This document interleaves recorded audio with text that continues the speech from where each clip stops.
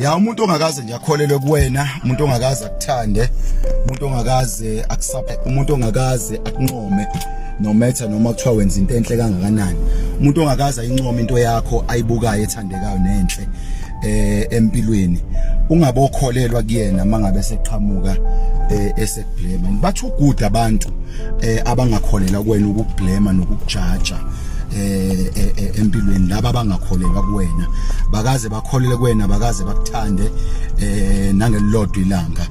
But mhlazane sekunento engazuthi ibukeka iwrong, ibona bokuqala abazovela to judge you, abazovela bakujudge. Hayi ngoba bekuvela ngoba bekujudge, bafuna ukukutshengisa ukuthi useless kangakanani, bafuna ukuthi uzibone ukuthi impilo ikushaye kangakanani. Hayi ngoba bekukhathalela, hayi ngoba bekhathalela lento obambeke kuyona noma lento ekushayile empilweni, kodwa bakhathalela nje babajabulisa ukuthi bafuna uzibone ukuthi empilweni ushayeke kangakanani. Kunabantu abangeba ngibose, kunabantu abazongibhula kakhulu kunakuqala.